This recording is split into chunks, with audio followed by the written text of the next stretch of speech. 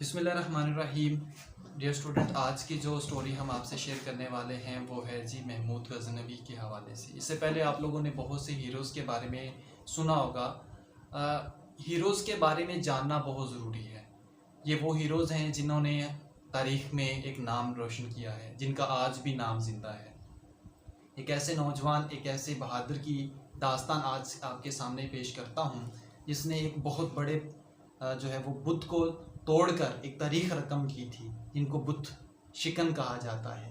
सोमनात का मंदिर बहुत बड़ा मंदिर था, जिसकी तमीर के में बहुत सारे जो जागीरदार थे, जो हिंदू जागीरदार थे, यानी जिनकी जागीरें जो है उन्होंने सर्फ की थी और वहाँ पर उन्होंने अतिया की थी। इसके साथ साथ वो अपनी कंवारी बेटियाँ भी वहाँ पर अतिया करते थे, जो वहाँ पर शादी नहीं करती थी, सारी उम्र कंवारी रहकर वहाँ पे देवदासियां बनती थी, यानी वो खिदमत के लिए वहाँ पे मामूर होती थी। 2000 के करीब जो वहाँ पर पुजारी थे, जो पूजा करने के लिए तैनात थे। वहाँ पर मुख्तलिफ मुलाजम थे जो मुख्तलिफ कामों के लिए रखे गए थे, और 500 के करीब जो है वहाँ पर मुख्तलिफ औरतें मौजूद थी, जो नाच गाने और इस तरह के दीगर तकरीबात और मुख्तलिफ कामों के लिए वहाँ पर मौजूद होती थी। 56 सतूनों पर जो है वो एक मंदिर तमीर किया गया। 56 सतून थे उसके, इतना बड़ा मंदिर था। और जो उसके अंदर बुत रखा हुआ था, जो बड़ा बादशाह बुत जिसे कहते हैं, वैसे छोटे बुत भी मौजूद थे। एक बादशाह बुत था जिसका जो साइज़ था 6 फुट वो ज़मीन में धंसा हुआ था, और 9 फुट जो है वो आसमान पे बुलंद था, यानी ऊपर की तरफ। तो 6 फुट मेरा अपना कद है, तो मुझसे जितना मेरा कद है ना, इतना नीचे था, और 9 फुट जो है वो ऊपर था ज़मीन से। इतना बड़ा वो बुत था।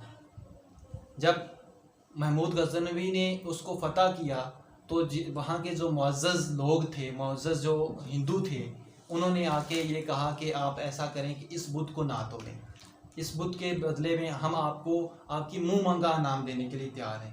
जिस पर उन्होंने एक तारीख़ी जुमला कहा जो आज भी याद किया जाता है। उन्होंने कहा था कि मैं महमूद गज़नवी बुत शिकन हूँ, बुत फरोश नहीं। ये कह के उन्होंने एक गज़ लिया और वो बादशाह बुत के सर पे मार दिया, और जिससे उसका सर जो है वो ज़मीन पे आ गिरा। और इसके बाद बादशाह यानी महमूद गज़नवी के कहने पर तमाम बुत को तोड़कर उसको तोड़ा गया। जब उसका पेट चाक किया गया, उसमें इतना सोना मौजूद था जो 100 गुना ज़्यादा था जितनी उनको पेशकश की गई थी। यानी जो वो लोग जो हिंदुओं ने पेशकश की थी, उससे 100 गुना सोना उसमें से ज़्यादा निकला था। इसलिए तारीख़ में जो हिंदू हैं वो इनको लुटेरा या डाकू कहते हैं, महमूद गज़नवी को, लेकिन इस्लामी तारीख़ में इनको बहुत बड़ा हीरो कहा जाता है।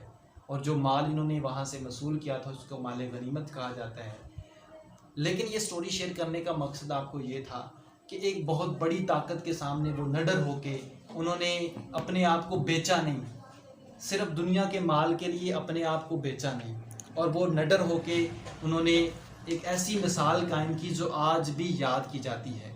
आज भी लोग उनको बुत शिकन कहते हैं। और ये सब किस लिए किया? हमारे दीन की बका के लिए, कि मुसलमान बिकते नहीं हैं। आज का मुसलमान जो है वो छोटे छोटे कामों में बिक जाता है, अपनी ज़ात को बेच देता है।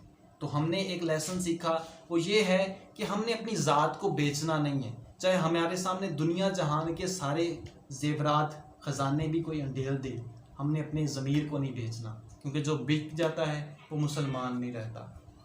क्योंकि अल्लाह की ज़ात जो है ना, सबसे बड़ी ज़ात तो अल्लाह की ज़ात है।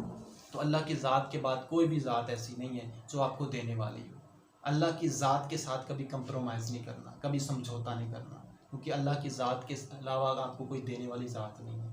सो कभी बिकना नहीं है, कभी भी हक़ के रास्ते से हटना नहीं है, चाहे बैरूनी ताकतें आपको कितना भी ज़ेर क्यों ना करें।